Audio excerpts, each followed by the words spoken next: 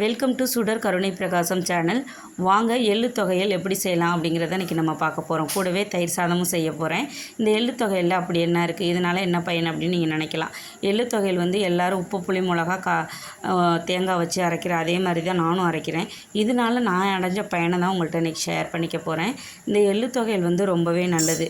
இதுக்கு கடாயில் எண்ணெய் ஊற்றிட்டு தாளிப்பாங்க சில பேர். நான் வந்து வெறும் கடாயில் கருப்பு எள்ளு, உப்பு, புளி மிளகா, தேங்காய் பூ இதெல்லாம் சேர்த்து நல்லா வறுத்துட்டு மிக்ஸி ஜாரில் போட்டு குறகுறப்பாக அரைச்சி எடுத்துகிட்டு வர போகிறேன். இது எல்லாருக்கும் தெரிஞ்ச ஒன்று தான். இதில் வந்து நான் என்ன பயனடைஞ்சேங்கிறத மட்டும் இந்த வீடியோவில் நான் உங்களுக்கு சொல்கிறேன்.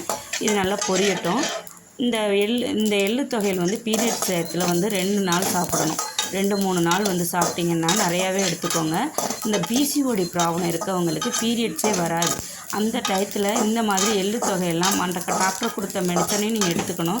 இந்த எள்ளு தொகையில் சாப்பிட்றப்ப அந்த டியூவில் இருக்க அடைப்பு, அந்த வயிற்றில் இருக்க அந்த கசடு இதெல்லாம் வந்து வெளியாயிடுச்சுன்னா கர்ப்பப்பை வந்து நல்லா க்ளீன் ஆகிடும். மாதுளம்பழம் சாப்பிடுங்க. மாதுளம்பழம் நல்லா 1 கப் அளவுக்கு 2ஆம் நாள் பீரியட்ஸ் ஆனால் 2ஆம் நாள்லேருந்து ஒரு 4 நாள் வந்து நீங்கள் வந்து மாதுளம்பழம் 5 நாள் 6 நாள் அந்த முட்டை வளர்ச்சி growth வந்து இந்த மாதுளம்பழத்தில் இருக்குது. நான் வந்து இது கண்டிப்பாக சாப்பிட்டேன். எனக்கு 2 குழந்தைங்களுமே டாக்டர்கிட்ட போய் மெடிசன்லாம் எடுத்துகிட்டு தான் பிறந்தாங்க. இருந்தாலுமே நான் வந்து வீட்டில் வைக்கிற சமையலில் வந்து நான் சேர்த்துக்கிட்ட அந்த மெடிசனை விட நான் வீட்டில் சாப்பிட்ட அந்த உணவு மூலியமாக தான் எனக்கு அதிக முட்டை வளர்ச்சி எல்லாமே நல்லா இருந்துச்சு. அதுதான் இன்றைக்கி உங்கள் கூட ஷேர் பண்ணிக்கிறேன். அதில் முக்கியமானது இந்த எள்ளு தொகையில். இந்த எள்ளு தொகையில் சாப்பிட்றப்போ நமக்கு வந்து வயிற்றில் பிரச்சனை, இந்த கர்ப்பப்பை பிரச்சனை எல்லாமே தீர்ந்துடும். மாதுளம்பழம் சாப்பிட்றப்ப நமக்கு என்னாகும், முட்டை வளர்ச்சி நல்லாயிருக்கும். நம்ம சைடு எந்த ஒரு ப்ராப்ளமுமே இல்லாமல் நம்ம கிளியராக நம்ம அந்த குழந்தை வளர்கிற அந்த பகுதியை நம்ம நல்லா வச்சுக்கிட்டோம்னாலே குழந்தை பிறக்கிறதுக்கான அந்த ஒரு எல்லா சான்ஸுமே நமக்கு கிடைக்கும். அதை தான் நான் செஞ்சேன். நான் வந்து எல்லா மெடிசனும் எடுத்துக்கிட்டேன்.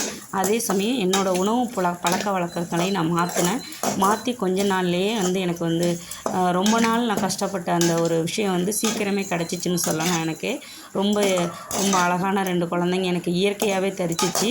ரொம்ப வருத்தப்பட்ட காலங்கள்லாம் உண்டு. அதெல்லாம் வந்து என்னால் மறக்கவே முடியாது. இந்த மாதிரி உணவுகளை நீங்கள் மாற்றுங்க. கண்டிப்பாக உங்களுக்கு வந்து அந்த பிசிஓடி ப்ராப்ளம், இந்த முட்டை வளர்ச்சி இல்லாத அந்த ப்ராப்ளம்லாம் கண்டிப்பாக மாறும். இப்போ இந்த தொகையில் வந்து நல்லா தயிர் சாதத்தோடு வச்சுட்டு சாப்பிடுங்க.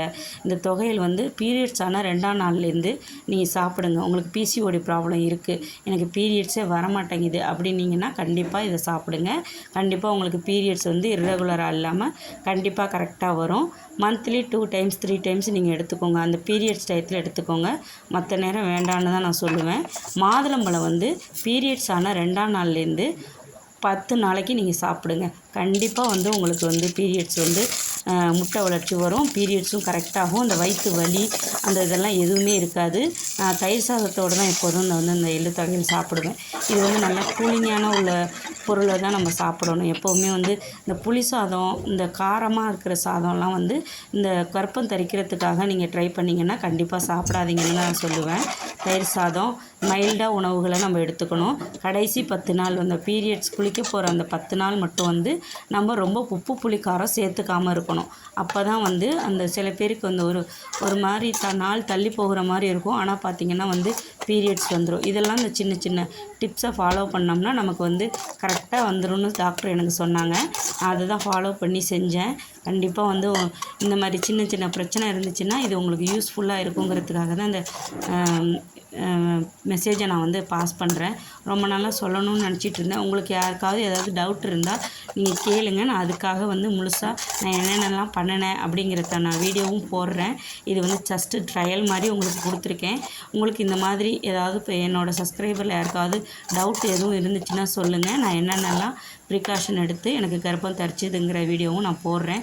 குக்கிங் வீடியோவில் இது நான் சொல்கிறது வந்து உங்களுக்கு பயனுள்ள இருக்குங்கிறதுக்காக தான் சொல்கிறேன். இதுக்கு தயிர் சாதம் நான் வந்து நல்லா க்ரீமியாக மாங்காய், கேரட்டு எல்லாம் போட்டு எல்லோரும் செய்கிற அதே மாதிரி தான் நானும் செஞ்சேன். இது ரொம்பவே நல்லாயிருக்கும். தயிர் சாதத்தோடு இந்த எள்ளு தொகையில் தொட்டுட்டு சாப்பிட்றப்போ ரொம்பவே டேஸ்ட்டாக இருக்கும். மாதுளம்பழம் உதுத்து போட்டு இந்த மாதிரி நான் செஞ்சுருக்கேன். இந்த எள்ளு தொகையிலுக்கும் தயிர் சாதத்துக்கும் ரொம்பவே நல்லாயிருக்கும். இந்த ரெசிப்பியும் இந்த மெசேஜும் உங்களுக்கு பிடிச்சிருந்துச்சுன்னா சுடர் கருணை பிரகாசம் சேனலுக்கு மறக்காமல் சப்ஸ்கிரைப் பண்ணுங்கள், லைக் பண்ணுங்கள். நன்றி, வணக்கம்.